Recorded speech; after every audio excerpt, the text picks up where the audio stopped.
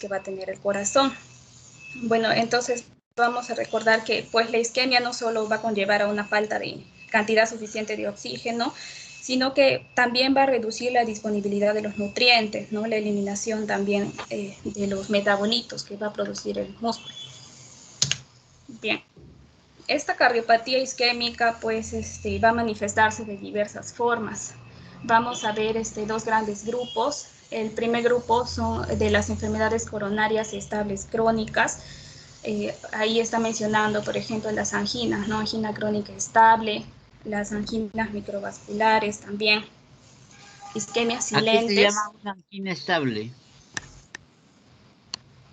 Una angina estable es la que se manifiesta, por ejemplo, a determinada hora del día y con determinada intensidad. En esos aspectos van a variar las anginas. Y como le voy a explicar, va a haber un gráfico donde van a estar dentro de las enfermedades coronarias estables, porque va a haber una placa de ateroma que va a permanecer de un solo tamaño. Eso lo voy a explicar en un gráfico, a diferencia de los otros síndromes que están en el cuadro acá abajo. Sí, ¿me escucha? No, sí, te escucho. Quiero Sí, doctor. preguntarte, ¿y tú cómo ves la intensidad de la angina? Eso es por la manifestación del dolor del Pero ¿cómo? paciente. Tú, por ejemplo, yo te digo, ay, me duele el pecho. ¿Qué más me preguntas tú? Bueno, el tipo de dolor, si es un tipo opresivo, hasta dónde se irradia también, porque el dolor anginoso es así, ¿no? De A ver, opresión, como de malestar. repite lo último. ¿Hacia dónde se ¿Dónde irradia el se dolor? irradia? Irradia Es el dolor. importantísimo. Es Sí. importantísimo. Porque por lo general la gente dice, tengo angina porque me duele el brazo, me duele la mano, ¿no? Pero tú no puedes valorarme cómo es el dolor, o puedes valorar el dolor. Claro, no, eso es subjetivo, ¿no? Del paciente. Pero tú como médico, ¿cómo llamarías, por ejemplo, un dolor intenso? Bueno, en todo caso le podría preguntar al paciente que le doy un intervalo, por ejemplo, a veces no se dice del 1 al 10 qué tan intenso es el dolor, y el Ya. paciente, según lo que está sintiendo, me va a establecer, ¿no? Un número. Al Ya. final eso es subjetivo. ¿Qué pasa con el paciente que tiene una angina? Ah, Por ejemplo, una angina no va a ser igual, por ejemplo, que el dolor de muela, ¿no? Aunque hay dolor de muela que también son muy intensos. Pero el claro, paciente, por lo general, va a estar completamente alterado, sí, porque piensa que se va a morir. claro, va a estar angustiado. Exactamente, esa es la Sí, palabra. Tiene mucha angustia. Por eso es que para el tratamiento de la angina y del infarto, al paciente se le da tranquilizantes, ¿no? No exagerando claro. en la dosis, porque si no tú lo puedes llevar al paciente a que pueda hacer una complicación. Ya, siga nomás. Sí, ya. Y bueno, el segundo grupo vienen a ser los síndromes coronarios agudos. Acá vamos a mencionar los que se encuentran con ascenso persistente del segmento ST. Y vamos a tener aquí el infarto agudo de miocardio transmural, que también más adelante les voy a explicar en qué consiste. Y también dentro de esto va a estar el síndrome coronario agudo, pero esta vez sin ascenso del segmento ST. Justamente aquí tenemos al infarto sin elevación de este segmento. Está la angina inestable también y la angina de Prince-Metal. Son otras variaciones de angina, ¿no? A diferencia de la angina estable, por ejemplo, como le mencionaba, que era pues la que se manifestaba de forma frecuente en un horario determinado, el paciente ya solía conocer, ¿no?, qué actividades provocaban este tipo de angina, ¿no? En cambio, las anginas inestables puede darse casos hasta que en reposo se manifiestan, ¿no? En el caso de los síndromes coronarios agudos. Y la de Prismetal, es un tipo, es también como, es un tipo de angina, ¿no? También, eh, inestable, podríamos decirlo, no se encuentra igual dentro de estos síndromes. Eh, Regresa. Alice, Sí, Alice, sí, lo escucho. ya. Dime, ¿puede haber un infarto sin angina? Infarto sin angina. Sí, Ejemplo, cuando sucede el infarto con elevación del segmento ST. el infarto sin angina es aquel infarto silente, así se llama, infarto silente. O sea que prácticamente no te va a dar ninguna sintomatología, pero estás haciendo un infarto y solamente es detectable haciendo una ecocardiografía o por medio del electrocardiograma. Ya. Del mismo modo, los infartos septales van a tener poca sintomatología e incluso después del infarto muchas veces no existe mayor problema del electrocardiograma. Las ondas van a ser muy similares a las de la normalidad. Ya, sigue, por favor. Y bien, continuando con la etiología de lo que son las cardiopatías isquémicas, pues vamos a tener acá que la aterosclerosis de lo que son las arterias coronarias epicárdicas va a venir a ser la causa más frecuente. Entre otras causas vamos a tener, por ejemplo, las alteraciones de la microcirculación coronaria. También vamos a tener la disfunción endotelial, donde se va a reducir pues, la capacidad del endotelio para generar el óxido nítrico. De esta manera se va a limitar la capacidad de dilatación. Perdón un ratito, por favor. El endotelio produce el óxido nítrico, Sí, ¿sí? O el óxido nítrico es activado por el endotelio. Una cosa es producción y otra cosa es, por ejemplo, en el diabético. El diabético, si tiene alteraciones a nivel del endotelio, va a tener poca capacidad de captar al óxido nítrico. Es, por ejemplo, en lo que pasa en el pene. Por ejemplo, las personas diabéticas van a tener alteraciones en cuanto se refiere a la erección, porque van a tener el óxido nítrico, pero no va a poder captar el óxido nítrico para producir la vasodilatación. Es por eso que en los pacientes que son diabéticos, el cinerafilo no tiene ningún actuar, porque no va a ser captado por las células endoteliales, porque las células endoteliales están lesionadas por la diabetes. No es que el endotelio es producido por no produce el óxido nítrico. Y nosotros sabemos que el óxido nítrico es un potente vasodilatador. ¿De acuerdo? Hola. Ya no se escucha. Hola. Doctor, sí se le escucha. ¿Podría repetir? Sí, doctor, se le Está muy escucha. bien sobre el óxido nítrico, por favor.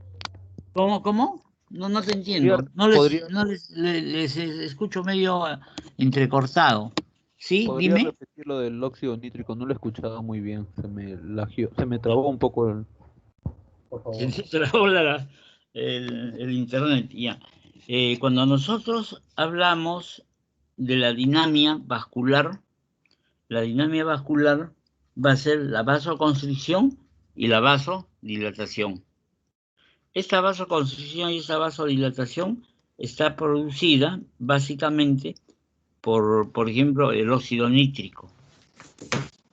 El óxido nítrico es captado por el endotelio y entonces hace que se exista una vasodilatación.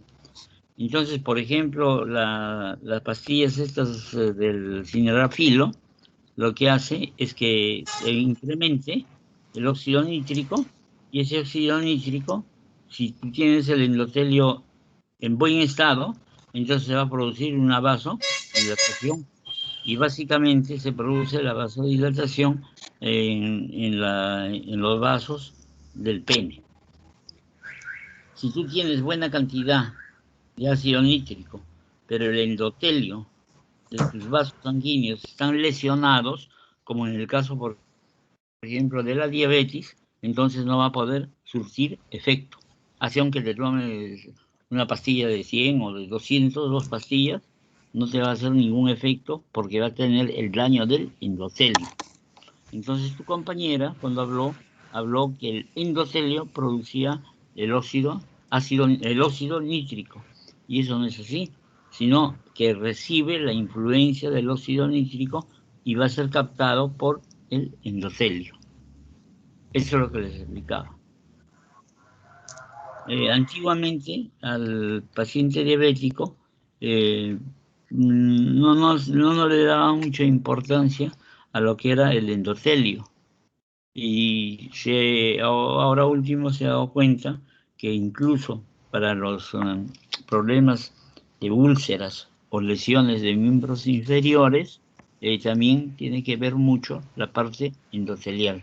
O sea, la parte endotelial es fundamental para que actúe el óxido nítrico. Si tienes mal la parte endotelial, vas a tener una mala dinámica vascular. ¿Comprendiste? Sí, sí, doctor. ¿O algo más quieren saber de eso? Doctor, disculpe molestarlo. Quisiera hacerle Sí. una No, pequeña no es consulta en molestia, ¿no? relación al tema. Ya. Bueno, yo tenía entendido que la acción que tenía el óxido nítrico era sobre el músculo liso, para Claro, que pero es pueda captado generar la por Está vasodilatación. bien, perfecto. Por eso te hablé, comencé a hablarte de la dinámica vascular. ¿Quién da la dinámica vascular en un vaso sanguíneo? Es el músculo liso. Pero tiene que ser captado el óxido nítrico por la parte del endotelio. Entonces el endotelio es la parte básica para que haya una buena dinámica vascular. Si tienes muy buena cantidad de óxido nítrico, pero tu endotelio no lo capta, no va a poder haber una dinámica vascular. Y nosotros sabemos que, por ejemplo, para la erección del pene es el llenado de los vasos sanguíneos y el cierre de las válvulas. Entonces, todo ese fenómeno se produce cuando el endotelio está en buen estado. Si tienes un endotelio lesionado, así aunque te tomes lo que tomes, no va a poder captar el óxido nítrico. Eso es muy Doctor, importante. y en los pacientes VO2, escuché Sí. que el sildenafilo tampoco genera acción. ¿Es por lo mismo? El óxido. No, en los pacientes alcohólicos, en los ebrios, Alcohol. Ahora borrachos. sí, claro. ¿Por qué? Porque el alcohol va a producir daño endotelial. Entonces, si un alcohólico ya tiene daño endotelial, va a ser tan igual como puede ser, por ejemplo, un diabético. En el diabético, el daño endotelial es por el incremento de lo que viene a ser la cantidad de carbohidratos y la gran disminución que existe en la insulina. Nosotros sabemos que en los diabéticos no solamente puede haber deficiencia de insulina, sino las células receptoras de insulina pueden estar dañadas y no van a reconocer a la insulina como tal. Entonces van a tener en el almacenamiento de los glúcidos a nivel de las células. No van a poder utilizar ese glucógeno porque no van a reconocer como tal a la insulina. Entonces, Gracias, doctor. el daño de la diabetes es por deficiencia de insulina, sino también el defecto va a ser en reconocimiento de la célula de la insulina. Y hablando de diabetes, hay que acordarnos que tenemos una diabetes que es la diabetes insípida. la diabetes insípida es porque no hay un buen control de lo que viene a ser la eliminación de orina, del volumen de orina. Un paciente que tiene una diabetes insípida puede llegar a orinar 40 a 50 litros diarios. Entonces ustedes se imaginan, con ese volumen, el paciente va a tener un gran problema que va a ser de deshidratación. Y no solamente de la pérdida de líquidos, sino la pérdida de electrolitos. Esa es la diabetes insípida. Ya, continúen, por favor. Ya. Bueno, Bueno, una cosa más antes que me olvide. Acuérdense que el diabético tiene mayor propensión de hacer infartos de miocardio. Ya, siga. ya. Bueno, con respecto a los factores de riesgo, vamos a tener la edad, el sexo masculino. Con respecto pues a la edad, esta va a constituir el principal marcador de riesgo para lo que son en general las enfermedades cardiovasculares. Por lo que ahora vemos pues que se ha incrementado, ¿no?, la esperanza de vida. Entonces esto va a ser uno de los elementos que más ha influido en el incremento de lo que es la incidencia y la prevalencia de la cardiopatía isquémica. También tenemos otro factor de riesgo que es el tabaquismo, que, bueno, según investigación, sí, es el Eso tabaquismo. es muy importante, ¿no? Como una prevalencia para que te pueda dar un infarto. También no hay que olvidarnos que como prevalencia tenemos la parte genética. Claro, también los Sí, antecedentes familiares, sí. sí, siga. Uh-huh. Bueno, la dislipidemia también, justamente las alteraciones en el perfil lipídico van a jugar un papel clave en lo que es el desarrollo de la aterosclerosis. Diabetes mellitus, como usted mencionó, la hipertensión arterial, otros factores de riesgo, los antecedentes familiares, la enfermedad cardiovascular también. Hay estilos de vida que también predisponen, ¿no?, como el sedentarismo, el estrés, la obesidad, comorbilidades y pues también el síndrome metabólico, que es lo que se está hablando ahora, ¿no?, de que muchos factores pues van a aumentar el riesgo de padecer enfermedades cardiovasculares, diabetes y fallecer, ¿no?, por estas enfermedades. Y bueno, justo este era el gráfico, ¿no? Aquí podemos ver, por ejemplo, lo que es la evolución secuencial que van a seguir las lesiones de las arterias coronarias y cómo estas finalmente van a llegar a los síndromes coronarios agudos, ¿no? Vemos, por ejemplo, en la primera parte vamos a ver la presencia de una placa aterosclerótica en la luz del vaso, que va a producir pues una obstrucción coronaria fija, ¿no?, lo que conlleva la aparición de una angina típica. Y también luego vamos avanzando con una obstrucción coronaria cuando esta se va incrementando, va a producir la cardiopatía isquémica crónica. En este caso vamos a ver que las placas de ateroma pues van a comenzar a crecer a lo largo del tiempo y hay un porcentaje, ¿no?, cuando llegan a limitar ya la luz arterial en un 70%, se va a producir la isquemia con el esfuerzo, con el frío, con el estrés emocional también, pero no se va a producir la isquemia con el reposo. Lo que sí pues se va a dar en lo que es la angina inestable o progresiva, ¿no?, que está aquí en la parte baja. Esta de aquí va a desencadenarse con unos grados cada vez menores de actividad física y que va a aparecer también hasta en el reposo, ¿no? Esta es la diferencia. Y bueno, ahora acá tenemos otro gráfico ya que describe los síndromes coronarios agudos, que en este caso pues van a compartir una fisiopatología común, que va a ser el fenómeno de rotura o de erosión de una placa ateromatosa, provocando pues la subsiguiente trombosis, ¿no? ¿Cuáles van a ser las placas más proclives? Son llamadas placas vulnerables y estas se van a caracterizar por un alto contenido lipídico y por poseer una cápsula fibrosa fina. Dependiendo del grado de oclusión de la luz de los vasos, se van a presentar dos tipos de síndromes coronarios. El primero es el síndrome coronario agudo con elevación del segmento ST. En este síndrome, pues va a haber, habitualmente hay una oclusión completa, va a haber también abundante fibrina y va a evolucionar hasta el infarto transmural, ¿no?, que va a abarcar la pared, toda la pared del ventrículo. Y también tenemos al síndrome coronario agudo sin elevación del segmento ST.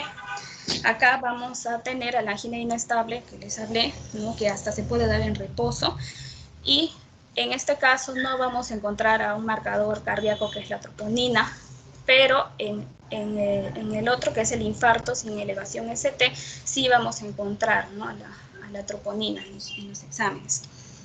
Esos son con respecto a los síndromes coronarios. Entonces, como ya nos ubicamos que el infarto agudo de miocardio se va a encontrar dentro de los síndromes coronarios, pues que a su vez pertenecen a las cardiopatías isquémicas. ¿Cómo se define pues un infarto de miocardio? Este infarto también va a ser conocido como ataque cardíaco. ¿Y en qué va a consistir? En la muerte del músculo cardíaco debido a una isquemia grave y prolongada. ¿Cuándo vamos a decir que es una isquemia grave? Cuando la reducción de sangre pues va a ser bastante severa, va a disminuir la irrigación hasta un 10% nada más, ¿no? Del 100% que siempre se lleva, o incluso menos. Y se va a llamar prolongada cuando el tiempo de duración de esta isquemia es más de 20 a 30 minutos. De esta manera pues se va a llegar a provocar la necrosis del músculo cardíaco. ¿Cuál es la incidencia? ¿Cuáles son los factores de riesgo específicamente del infarto de miocardio? Con respecto a la edad, vamos a ver que casi el 10% de los infartos de miocardio van a suceder en personas menores de 40 años y el 45% de los infartos van a ser en personas menores de 65. Con respecto al sexo, los hombres están en un peligro considerablemente mayor, pues hay diversas investigaciones que indican que las mujeres se encuentran protegidas contra el infarto de miocardio, también contra otras cardiopatías durante los años fértiles, ¿no?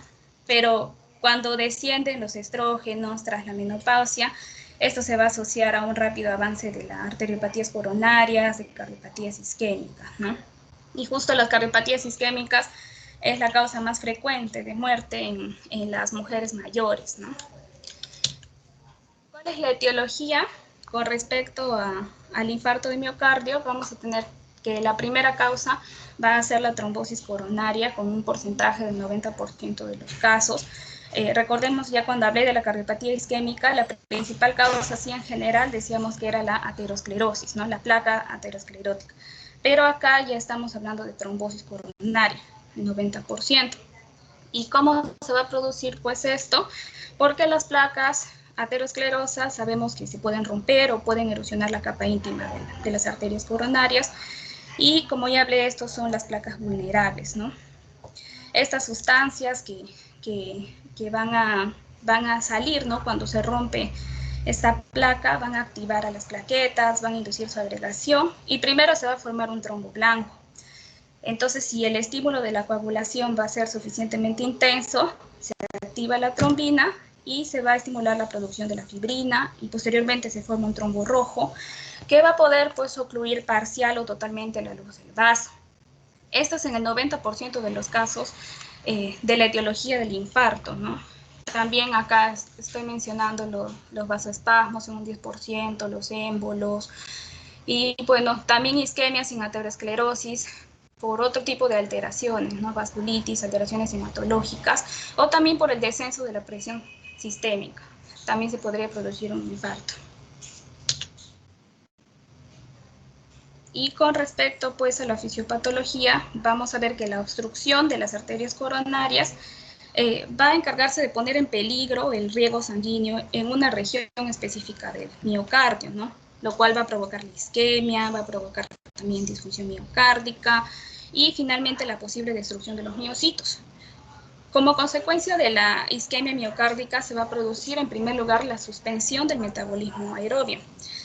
Esto se va a producir en cuestión de segundos y va a dar lugar a una insuficiente producción de fosfatos de alta energía, como por ejemplo los fosfatos de creatina, también el trifosfato de adenosina. Y además se va a producir una acumulación de metabolitos nocivos, como por ejemplo el ácido láctico, ¿no?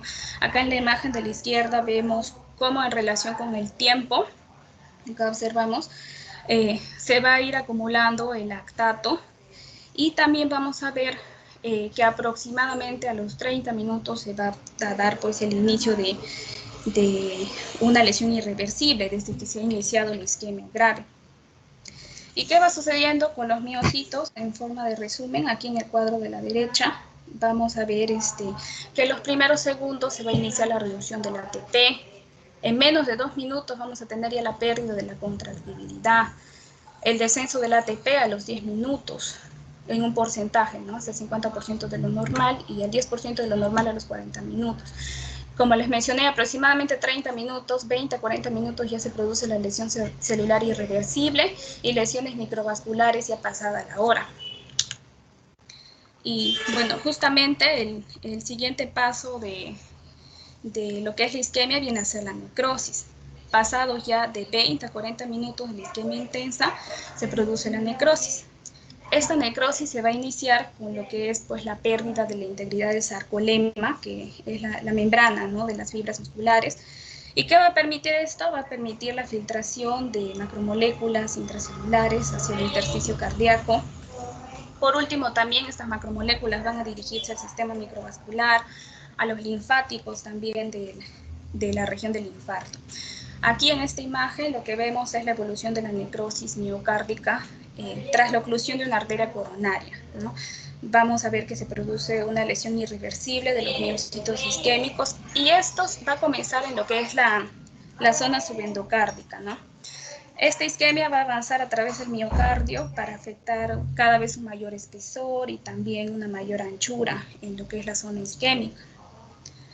La necrosis vamos a ver que puede ser completa en un plazo de unas 6 horas, pero pues cuando el sistema colateral de las arterias coronarias es más eficaz, es más desarrollado, la progresión de la necrosis puede seguir un tiempo más dilatado, ¿no?, de hasta 12 horas o hasta más. Ahí ya vamos a comenzar a ver completamente la necrosis.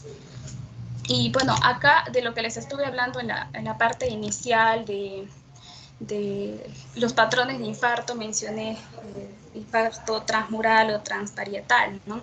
Acá tenemos 2 patrones de infarto. El infarto con elevación del segmento ST, se va a manifestar así en el electrocardiograma, son los infartos transparietales, y sin elevación del segmento ST, los infartos no transparietales.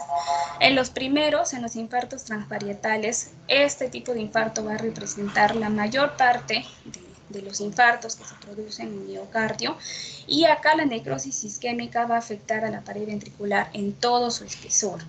Va a seguir el área que es correspondiente a una sola arteria coronaria, como vemos en el lado izquierdo. En cambio, los infartos en elevación del segmento ST o no transparietales van a ser aquellos en los cuales el área de la necrosis se va a limitar al tercio o a la mitad interna de la pared ventricular. Acá lo que debemos recordar pues es que la zona subendocárdica de los ventrículos es una zona que es muy vulnerable a cualquier descenso del flujo coronario. Esta zona normalmente es la menos perfundida del miocardio, por eso es que se va a ver muy afectada. Este tipo de infartos puede darse por obstrucciones transitorias o parciales en la primera parte, ¿no?, que vemos, pueden ser obstrucciones transitorias o parciales de las arterias coronarias, y entonces el daño va a quedar en un área que va a estar restringida a dicha arteria, en esta parte. También puede producirse por un descenso intenso y prolongado de la presión sanguínea sistémica, y en este caso la lesión va a ser circunferencial, como vemos en la segunda imagen. Y pueden darse también por oclusiones de pequeños vasos intraparietales y se van a producir microinfartos. Estos son los 2 patrones. Y como también estamos tocando el tema del paro cardíaco, para acabar ya con la primera parte, voy a darles lo que es, ¿no?, la definición del paro cardíaco. Y bueno, va a ser definido como una interrupción repentina de la función mecánica del corazón, que va a poder ser reversible si se emprende de inmediato una intervención. Pero bueno, si no emprendemos esta intervención, va a culminar en la muerte, ¿no?, de la persona. Vamos a ver distintas causas del paro cardíaco. Hay causas cardiovasculares, cuando ya la persona ha tenido previamente un infarto de miocardio. Las disritmias también, que son las principales causas, entre ellas la fibrilación ventricular, ¿no?, que viene a ser un trastorno del ritmo cardíaco, ¿no? Se va a presentar un ritmo ventricular rápido o irregular. Esto representa pues del 25 al 30% de las causas para el paro cardíaco. Las taquicardias ventriculares sin pulso también, que se va a manifestar ritmos regulares, pero van a ser superiores a 200 latidos por minuto, y aquí la característica es que el paciente no tiene pulso, no se va a traducir en actividad mecánica. El taponamiento cardíaco también, ¿no? Cuando se comprime el corazón por la acumulación de líquidos, ¿no?, en la zona. También tenemos causas respiratorias, ¿no? Ahí se mencionan algunas: obstrucciones de la vía aérea, ahogamiento, asfixia, neumotórax, insuficiencia respiratoria.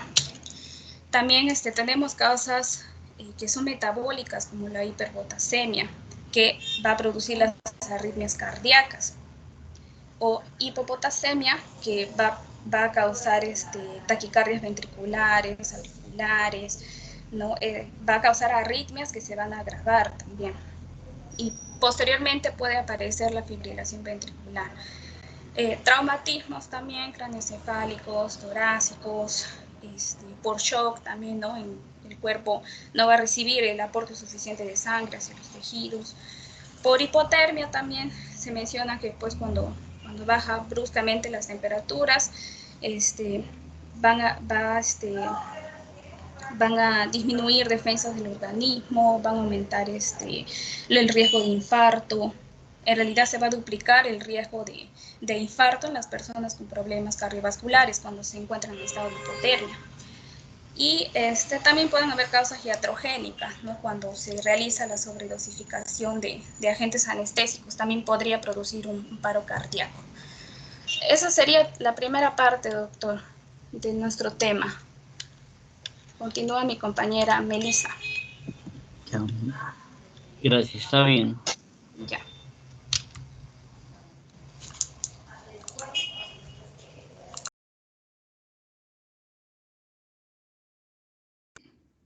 Buenas tardes, doctor, compañeros. ¿Se puede ver mi diapositiva?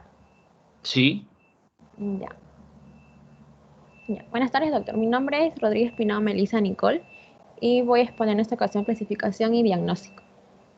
Comenzando con la clasificación clínica del infarto de miocardio, podemos observar que son de 5 tipos. El infarto de miocardio tipo 1, que es causado por la ruptura de una placa inestable y una trombosis coronaria. Es el infarto espontáneo, es más frecuente, es también llamado el infarto clásico.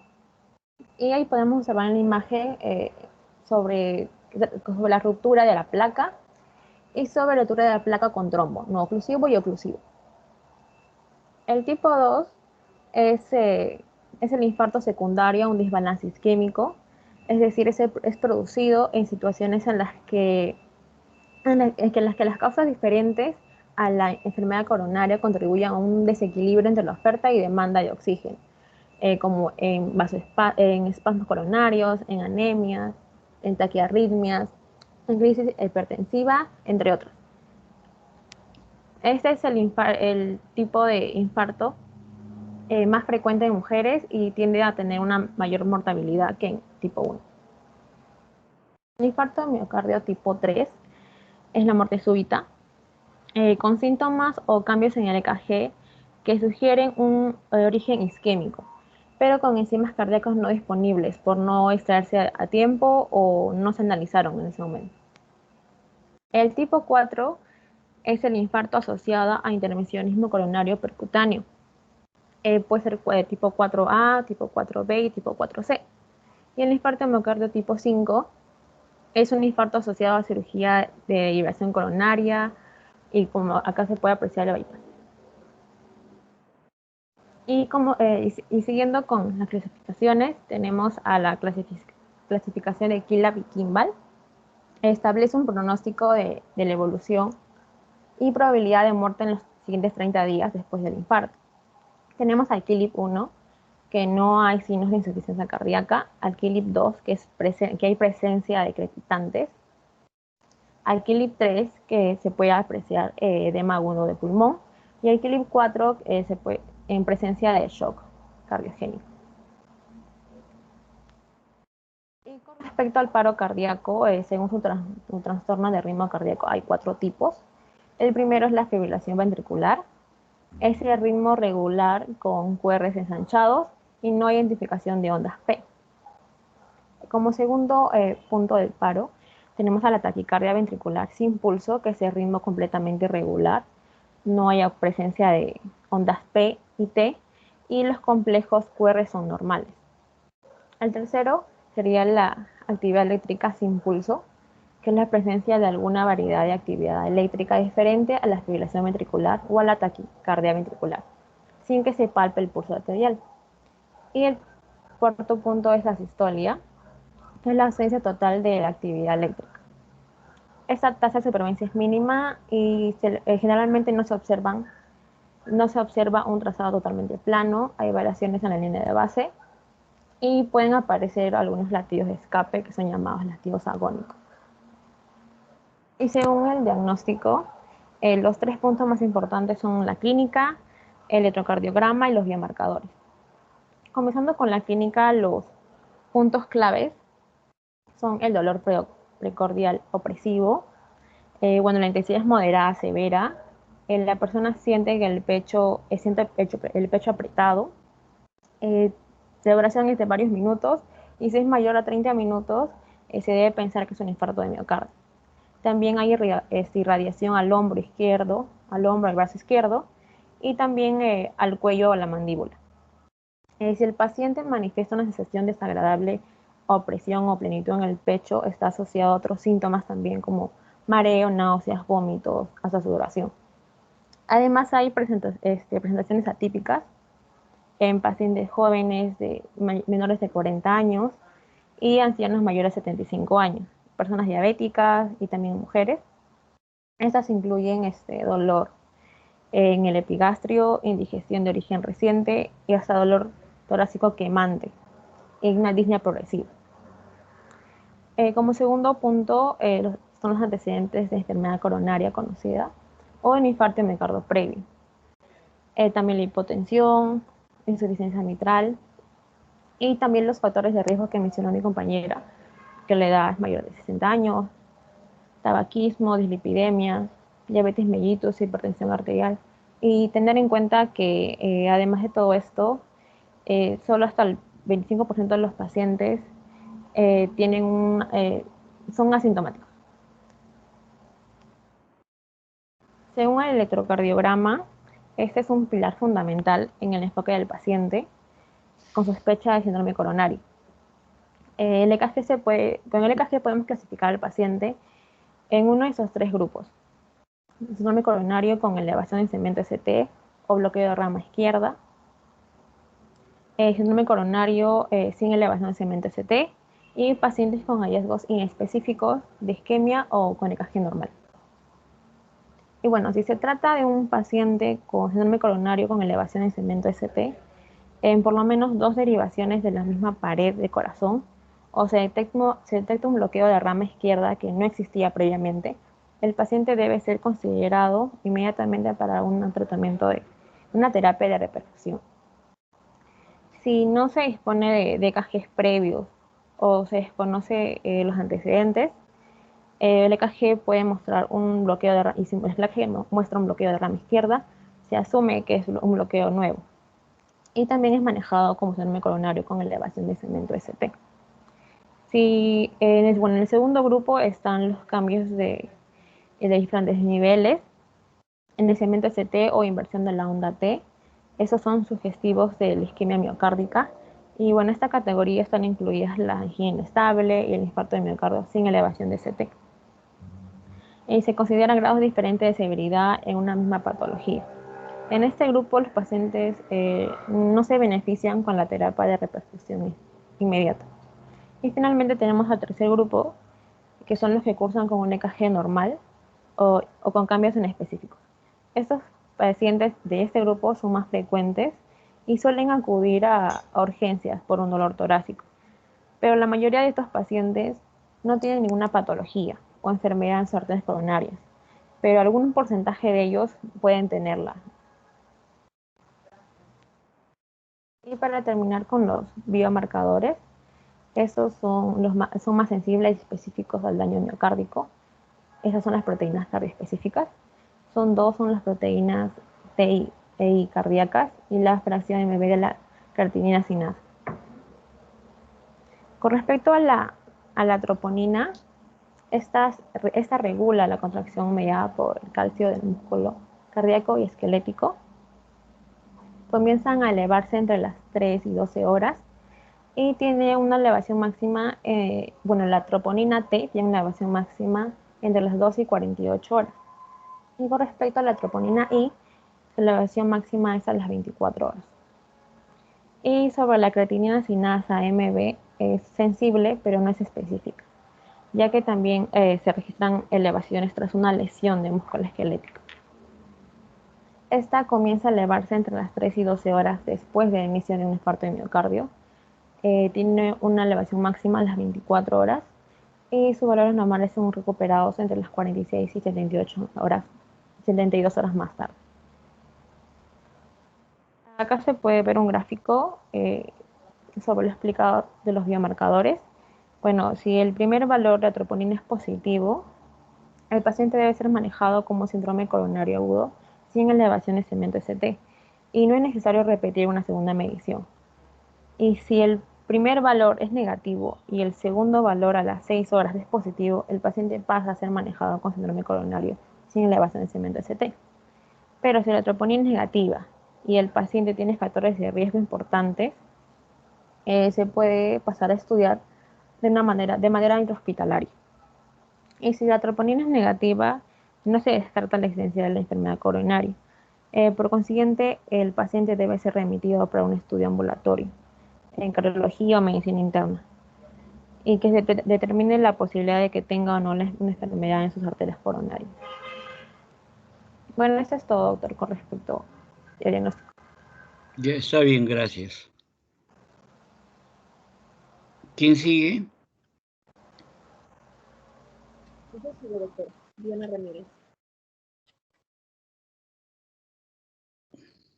Bien, ahora veremos los cambios histopatológicos de forma macroscópica y microscópica. Como una pequeña introducción, los efectos macroscópicos y microscópicos de un infarto de miocardio van a depender de la antigüedad de la lesión. Las áreas de lesión evolucionan a través de una secuencia muy característica de cambios morfológicos, desde la necrosis coagulativa hasta la inflamación aguda, que más tarde se hará crónica, y puede llegar hasta fibrosis. La necrosis miocárdica evoluciona de forma invariable hasta formar una cicatriz sin regeneración significativa. Bueno, en cuanto a los cambios macroscópicos, vamos a ver que puede resultar difícil reconocer los infartos de miocardio muy recientes, sobre todo cuando la muerte se produce en pocas horas. Los infartos de miocardios de menos de 2 horas de evolución no suelen reconocerse macroscópicamente. Sin embargo, es posible visualizar los infartos de más de 3 horas de evolución si se expone el miocardio a unas tensiones vitales, como por ejemplo el cloruro de trifeniltetrazoilo, que es un sustrato de lactato deshidrogenasa, dado que esta enzima se agota en la zona de necrosis isquémica, es decir, se extravasa de las células lesionadas.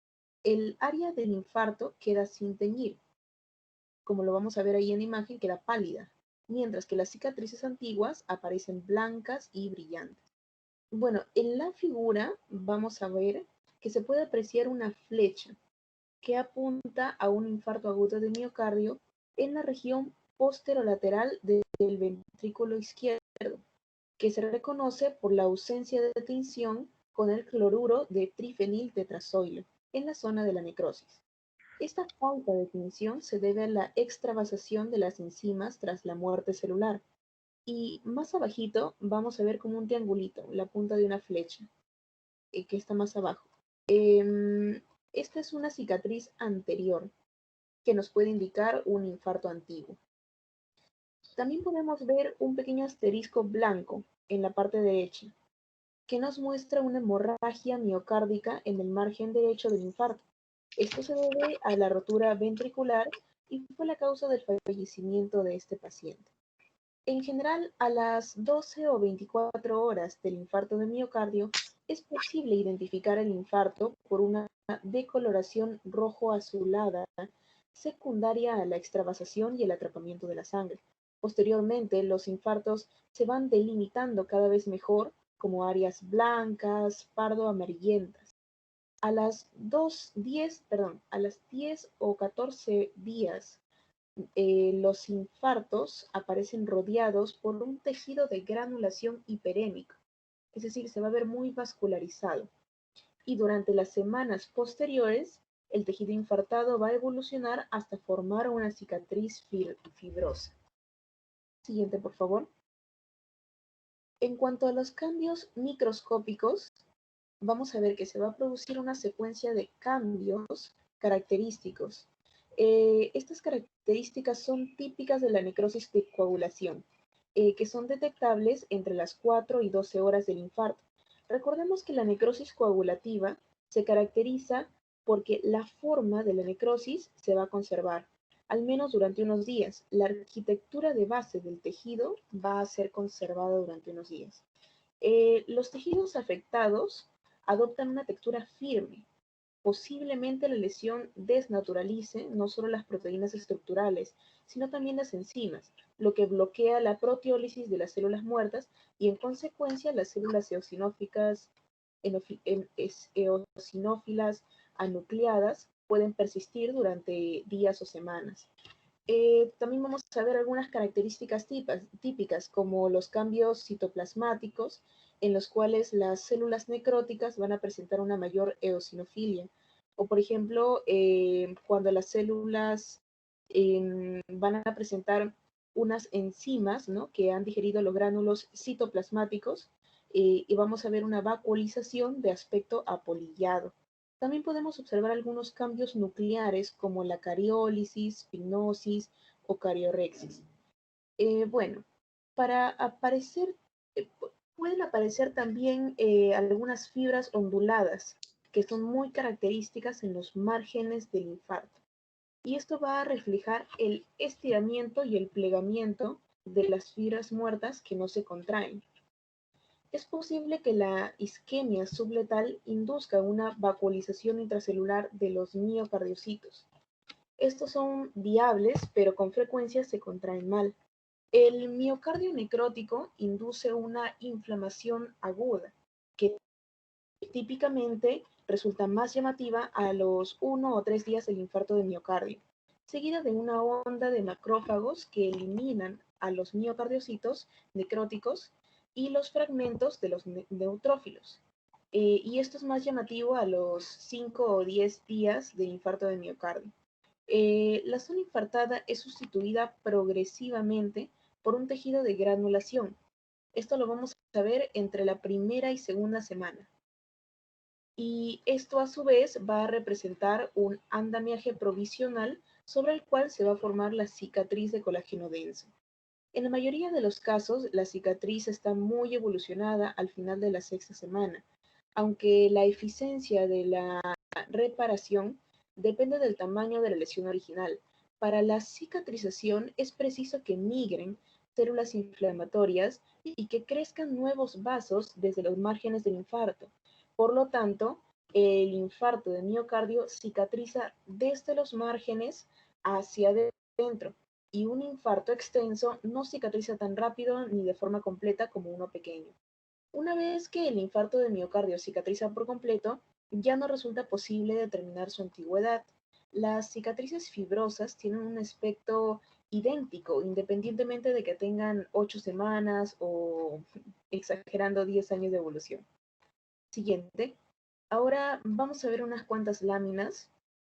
Estas 5 imágenes nos van a representar los cambios que va sufriendo el infarto de miocardio, cambios microscópicos principalmente. Nos centramos en la primera imagen de la izquierda, arriba, y ahí podemos apreciar un infarto de un día de evolución, que muestra una necrosis de coagulación y las fibras onduladas típicas. Estas se van a contrastar con las fibras adyacentes normales que están situadas a la derecha. Las células necróticas se separan por el líquido del edema. En la figura que está al costado, la número B, se puede apreciar un denso infiltrado de neutrófilos en un área de infarto de aproximadamente 2 o 3 días de evolución. En la del medio, la figura C, se aprecia una eliminación casi completa de los miocardios necróticos por los macrófagos fagocíticos. Esto se da aproximadamente entre los 7 o 10 días de evolución. La siguiente imagen, la D, que está abajo a la izquierda, vamos a ver un tejido de granulación caracterizado por un tejido conjuntivo laxo con abundantes capilares. Y por último, en la figura C, vamos a ver un infarto de miocardio cicatrizado, que se corresponde con una cicatriz colágeno densa. Se observan pocas células musculares cardíacas residuales, ¿no? Siguiente. Para resumir, les voy a dejar una tabla de los cambios macroscópicos y microscópicos. Y bueno, esto va a ser toda la exposición. Gracias. Muy bien. ¿Preguntas, por favor? Falta uno más, doctor. Falta. Ay. Melissa, yo comparto. ¿Y usted cómo apellida? Pérez Malqui, doctor. ¿Pueden ver mi pantalla? Sí. Ya, ok. Voy a comenzar con la exposición. A mí me tocó hablar sobre el caso clínico y el tratamiento. Bueno, acá vemos un caso clínico que dice que es un paciente masculino llamado Joel, de 60 años, que padece de diabetes mellitus tipo 2. Sabemos que la diabetes mellitus tipo 2 es a la que se le conoce como la no insulino dependiente, y algunos de los factores de riesgo son el sedentarismo, la obesidad y sobre todo la edad, ¿no? Bueno, seguimos. Que tiene diabetes mellitus tipo 2 e hipertensión arterial sistémica con una larga evolución. Toma glibencamina de 2.5 miligramos 3 veces al día. Enapil 200 miligramos al día con dislipidemia. La dislipidemia es una, o conocido también como hiperlipidemia, que es el aumento de la concentración plasmática del colesterol y los lípidos. Aparte de la dislipidemia, se trata con pravastatina.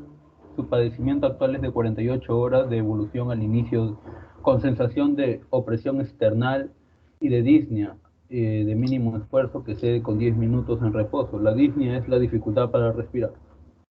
6 horas previas a su ingreso hospitalario manifiesta un dolor precordial opresivo con intensidad 8 de 10. Eso, como lo había comentado mi compañera, es con que le había preguntado, que también se le puede preguntar al paciente del 1 al 10, ¿no? O también hay una clasificación, ¿no? Que es de primero, segundo, tercer y cuarto grado, que el cuarto grado es que a cualquier tipo de actividad física el paciente está con falta de aire. Irradiado hasta la mandíbula, acompañado con diaforesis profusa. La diaforesis profusa es la sudoración excesiva, así pueda estar en reposo, que no cede con el reposo. Dice, todos los síntomas, con esos signos y síntomas, que no cede con el reposo. Dice, para esto último, dice, no tomó medicamentos para aliviar este tipo de dolor. Finalmente acude a urgencias con persistencia de la sintomatología. A la exploración física tenemos que una tensión arterial es de 105/70, lo normal debe ser 120/80. A una frecuencia cardíaca de 100 por minuto, está dentro del rango, el límite superior del rango normal. Una frecuencia respiratoria de 20 por minuto está elevado, un poco elevado, porque lo normal debería ser de 12 a 18. Lo que también tiene una temperatura de 37 grados, está en el rango normal.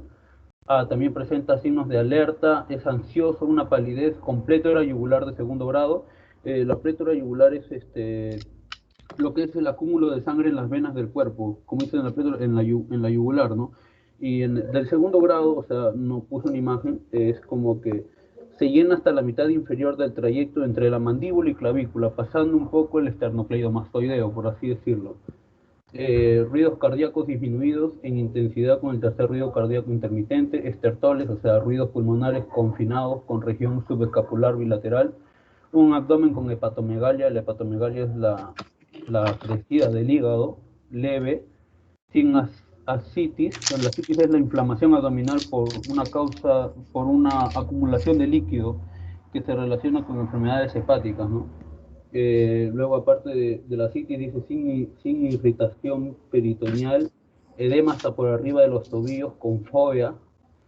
Bueno, en el laboratorio encontramos que tiene una glucosa central de 230 miligramos por decilitro, que lo normal es de 70 a 100, y antes del postprandial debería ser de 140, menor de 140. Un sodio de 136 miliequivalentes por litro está en el rango normal. Luego también tenemos lo que es potasio de 3.8, está dentro del rango normal también. Luego tenemos lo que es las enzimas cardíacas. Las enzimas cardíacas, como ya lo había explicado mi compañera Melissa, tenemos la creatinquinasa total, que es de 350 unidades nacionales, que lo normal debe ser de 30 a 125. Una creatinquinasa del corazón, la MB, bueno, MB es la fracción de la creatinquinasa. Sabemos que la creatinquinasa tiene 3 fracciones, la del cerebro, pulmón, la del corazón y la que se encuentra principalmente en el músculo estriado, que es la MM. Acá vamos a hablar sobre la creatinquinasa MB, que se encuentra principalmente en el corazón. Dice que tiene 25 unidades. Luego el valor normal es de 1 a 16, está un poco elevado. La mioglobina tiene de 240 nanogramos por lo que es por mililitro. Lo normal es hasta de 25 a 72. Pero ¿qué es la mioglobina? ¿Para qué sirve? Es una proteína pequeña capaz de transportar el oxígeno que se encuentra en el músculo cardíaco y en otros músculos. La mioglobina atrapa el oxígeno en el interior de las células musculares para que éstas produzcan energía suficiente para la contracción muscular. Luego la troponina I, que la troponina I es como había dicho mi compañera, que estas proteínas se secretan cuando el miocardio resulta dañado y ocurre con un ataque cardíaco. Bueno, la mioglobina I tenemos de 1580 y lo normal es 0.4, 0.5. Y también tenemos que, aparte de las enzimas cardíacas, tiene una hemoglobina de 14. Para ser un paciente varón está dentro del rango normal, porque el varón es de 14 y 16. Leucocitos de 12.500, disculpen, y lo normal es de 4.500 a 11.000. ¿Y por qué se está elevando? ¿O qué quiere decir esto, los leucocitos elevados? Los leucocitos elevados quiere decir que es por una infección o tiene una infección. Luego tenemos lo que es las plaquetas, que es de 4.500, está un poco elevado, o sea, está haciendo una trombocitosis, que es una producción excesiva de plaquetas. Y luego vamos a ver un electrocardiograma que se ha encontrado, y lo he señalado, que lo más importante en el EKG, que lo voy a explicar, que es la elevación del segmento ST en la extensión larga, que es en la cara lateral alta, que es de la derivada 1 al VL, que ahí están señalados, la elevación del segmento ST de la V2 a la V6, que es también conocida como la anterior extensa. Para explicar un poco el caso clínico, hice lo que es una integración básico-clínica, que es, ante la exploración física, presenta una plétora yugular de segundo grado, que lo expliqué, que es el tercer ruido cardíaco, una con congestión pulmonar y un edema de miembros pélvicos que indican presencia de insuficiencia cardíaca. Bueno, lo que le había dicho, lo relevante en el electrocardiograma, es lo que yo pude ver, lo que yo pude resaltar, es que la presencia de elevación del segmento ST en la cara lateral alta, y la cara anterior extensa, compatible con infarto de miocardio. Luego también presentamos, como lo había explicado que son las enzimas cardíacas, la elevación de las enzimas cardíacas de la creatinquinasa fracción MB, que es justo para ver el daño del miocardio, del músculo cardíaco, la mioglobina, la troponina I y los que indican infarto del miocardio, con alto riesgo de fallecimiento en el hospital, como sugiere la elevación de la troponina I, lo cual tiene un valor pronóstico además de su valor del marcador de daño miocárdico. Ese es lo que es la integración básico-clínica del caso clínico. Luego vamos a hablar un poco de lo que es tratamiento. He puesto lo que es, tal vez no un tratamiento del caso clínico, pero sí un tratamiento general. ¿Qué es lo más común que se puede recetar, ¿no?, en pacientes que tienen, en este caso, cómo tratar el infarto de corazón? Tenemos dos. con tratamiento farmacológico o sin tratamiento farmacológico. Con tratamiento farmacológico, bueno, tenemos algunos tratamientos que inician de inmediato.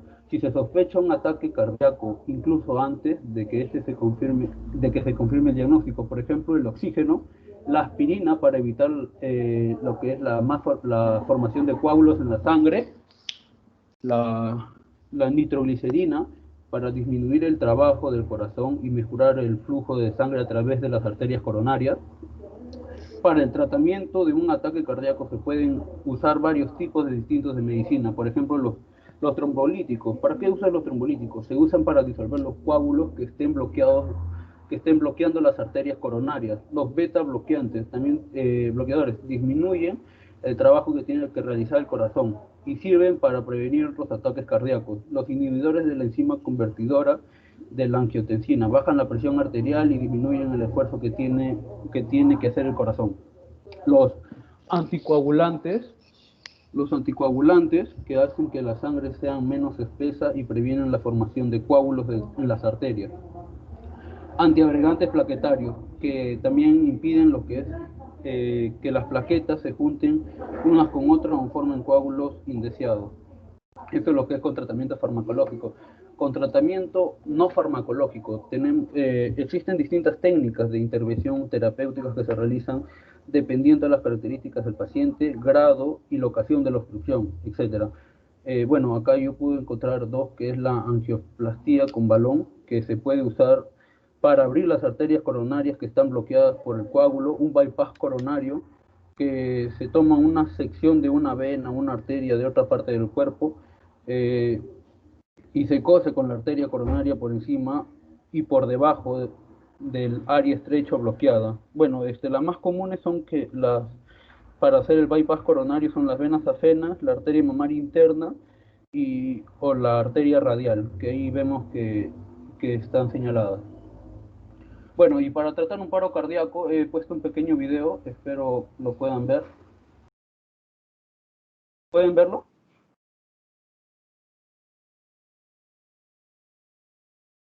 Sí, se ve el video. Ok. Un video de 3 minutos.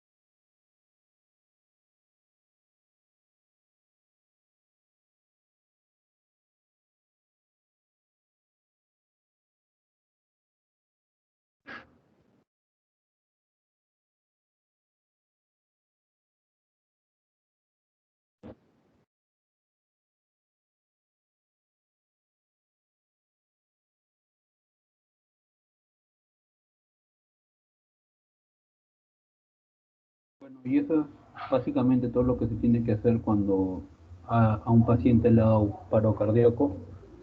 Eso es toda la exposición que me toca a mí. Gracias.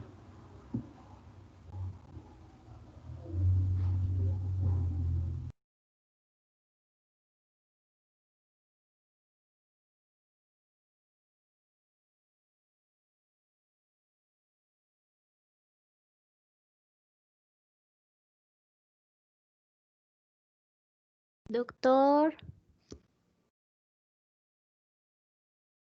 Doctor Ángeles.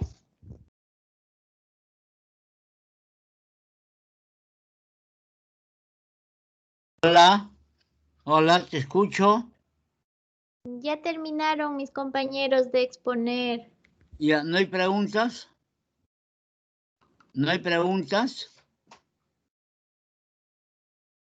Doctor, Bueno, una consulta. ¿A sí. todo paro cardíaco se hace maniobras de RCP? Primeramente hay que hacer un buen diagnóstico.